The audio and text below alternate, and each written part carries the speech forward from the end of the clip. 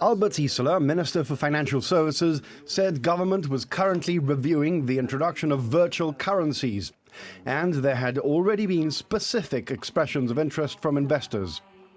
He said Gibraltar had to make sure its international reputation as a financial services centre was protected, but added that some exciting news would be announced in the coming weeks. However, Mr. Isla revealed that progress on the review of gaming legislation will not be proceeded with until one crucial aspect is resolved: the Gaming Association's judicial review challenge to the UK's point of consumption tax, which now comes before the European Court of Justice. He also revealed that the review will be extended to analyse and assess the risk of Brexit to operators, so that Gibraltar remains one of the world leaders in gaming. The firms and businesses in Gibraltar have in the main responded to this uncertainty in the manner that I would expect, with a calm and professional period of reflection of the challenges and opportunities that lie ahead. The one overriding feature of this process is that there is time. Time to consider the options, time to consider the challenges, and time to consider the opportunities. And this is absolutely necessary, as until we understand the direction of travel, it will not be possible to plan with any degree of certainty. And Neil Costa gave a considerable analysis of post-Brexit UK and Gibraltar's future, particularly from the point of view of small businesses in Gibraltar who come under his portfolio. He said the legal ramifications of the referendum vote were unclear at this stage, as Article 50 still had to be triggered by a vote in the House of Commons, and the majority of MPs are on the Remain side. While Westminster, however, is consumed by the fallout of the referendum vote, we in Gibraltar have pulled together and are more determined than ever before to get this process exactly right. Our community will have seen the government and the opposition close ranks, and will have witnessed the Honourable the Chief Minister and the Honourable the Deputy Chief Minister waste no time whatever in meeting with the UK government to fully and robustly put forward Gibraltar's position. Mr. Costa said he had invited the Chamber of Commerce, the Federation of Small Businesses and other stakeholders to analyse the potential outcome of the referendum vote and the effect on Gibraltar's economy. In other news, nearly a fifth of rent arrears at Mid-Harbour Estate have now been recovered through lump sums paid by tenants. This was announced by Minister Samantha Sacramento in her budget speech, who also revealed that parking fobs for the estate have been deactivated for those who still owe money. She said the historic problems of arrears was a very complicated one to tackle, and progress would not be made overnight.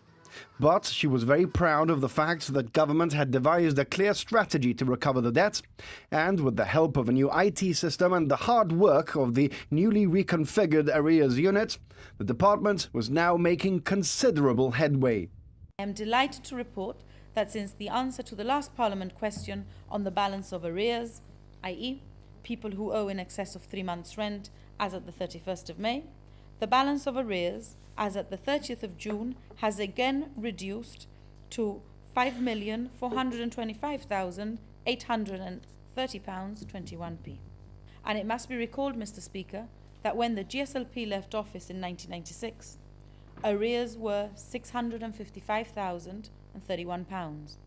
And it was under the GSD's watch that rent arrears passed the 1 million mark and increased steadily, and by about 600% by the time that they left office.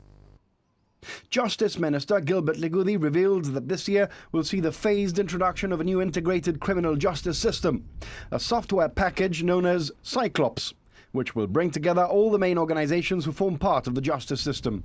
Mr. Ligudi said the investment on the government's part had been significant, but this new platform would be transforming the way departments communicate and integrate. Within his education portfolio, Mr. Ligudi announced that Year 3 and Year 4 pupils would this year be enjoying a new curriculum for Gibraltar studies, a detailed programme of study which would ensure children were well versed in Gibraltar's history, environment and context. This will involve out-of-classroom activities such as visits to the museum, Upper Rock and shorelines.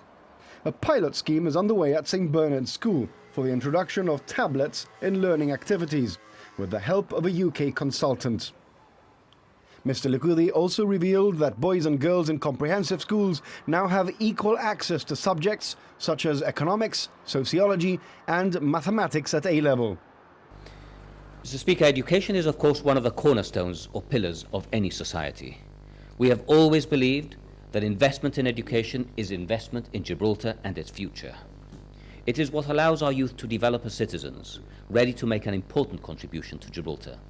It is ultimately what allows Gibraltar to thrive. Culture Minister Stephen Linares says all opposition members will receive an invitation to the Gibraltar Music Festival, regardless of whether they want to attend it or not. Mr. Linares says he's disappointed that opposition member Roy Clinton has questioned the judgment of his fellow opposition MPs who have accepted VVIP tickets in the past, and says these are important opportunities for networking and promoting Gibraltar's interests on the international scene. Mr. Linares said Mr. Clinton was a classic example of knowing the cost of things but not the value, and his criticism of the cost of the GMF was myopic in nature, since he hadn't borne in mind the value of hotel occupancy, flights selling out, ticket sales and advertising revenue made as a result of the festival.